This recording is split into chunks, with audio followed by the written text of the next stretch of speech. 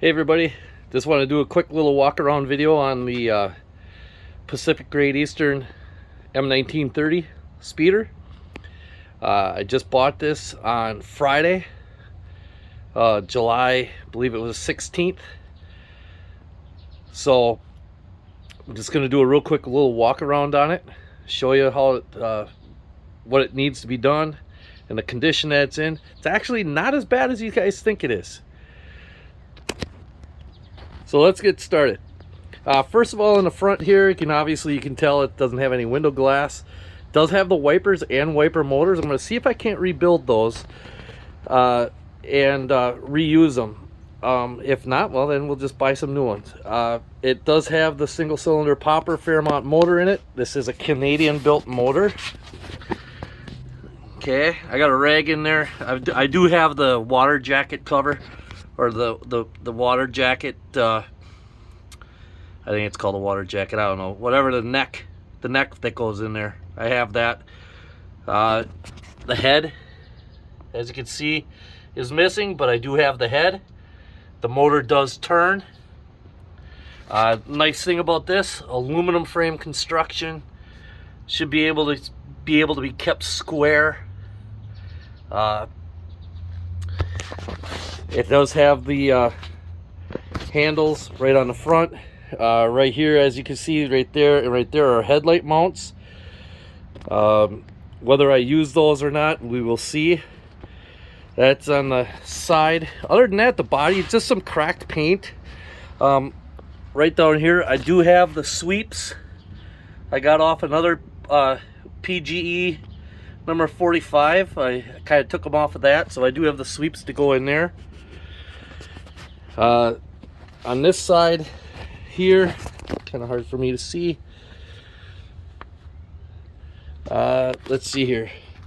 For the most part, not a whole lot that needs to be done. Has the footboard to it. Has the running board. As you can see, hopefully see, there you go. As you can see, I got the running board in there. There is no door to it. Although, as you can see, also, it did have a door mounted to it at one time. But I'm not 100% sure that these were originally built with doors. But if they were, great. If they weren't, oh well. I'm not going to put doors on mine right away. I don't really see a need for it. On the other side here, as you can see, the footboard is missing. I do have one. Forgot to grab it, so oh darn, I guess I'm gonna have to go back down to Indiana and get it. And then on the back, at the back, you can see it does have the rear piece of glass, and that glass is intact. I'm gonna try to clean that up and get that back to be crystal clear. Headlights, tail lights, fuel tank does have a little damage to it. Got a big dent in it. Looks like it was rear-ended at one time, so I'm gonna have to go through and take a look and see what the tank condition is in. Also, I'm gonna need to get this bracket right here is gonna need to get remounted, and then this right here is where the battery goes. It's just a 12-volt battery. There is a little damage right here in the fiberglass. It's a fiberglass body, but that's not horrible. I think we can reinforce that and fix that. Other than that, it just needs a paint job in the back. Okay. On the roof, I can't see because of the glare, but on the roof, there's a beacon on there, and there's already a radio antenna base mounted to it. Whether I use that same antenna base or if I just put a different antenna base and use that same hole, we'll have to wait and see, but that's going to be really helpful because I do plan on installing a radio in this thing. Like I said, here's some interior shots. There's the wiper motors. This one has been modified with a lot of electronics at one time.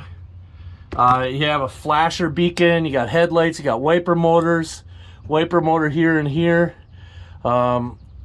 This is for your lights, front and rear headlights. So I'm going to rebuild a lot of this, and we're going to see what we can and cannot use. well, we won't use any of these things, but I plan on putting everything as LEDs. Has a nice little dome light on the inside here, which I'll probably put a new dome light in. And I believe if you see like these little butt outs like this right here, I want to say that there's wood inside here, like a piece of wood in there, so to help mount things. I'm not sure how fiberglass works, but I know if you have to mount things to stuff, you typically have to add pieces of wood and stuff. So maybe there's wood behind a lot of this stuff. We'll have to wait and see. So, but have the nice gasket here. Got a couple of small little holes there. There's one hole right there too, but nothing that's major that can't be fixed. As far as the engine goes, the engine, it does turn.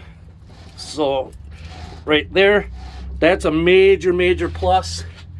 So that way I can get work on, as long as that engine turned and it's not seized up. Do have it looks like a 12-volt alternator on here. Now this one is a Canadian built motor, so whether or not I can get the history on it, I've already got the request sent in, but we'll see how that all goes. This motor isn't overly complicated. The belt will need to be replaced right here, and I'll probably have to replace I'll definitely be replacing the alternator belt as well. And then right here, not sure what happened with this thing. I'm not sure if something happened where it kicked back or what, but I'll end up replacing this entire piece of tin here with a new piece, and build a new hole for the crank, because the crank loop, I'll have to get a crank loop, or make a crank loop here, and then the crank will go in through here and connect inside there, and that'll help get the motor started. Big important thing too, all of the handles, the actual as installed handles are here and they work.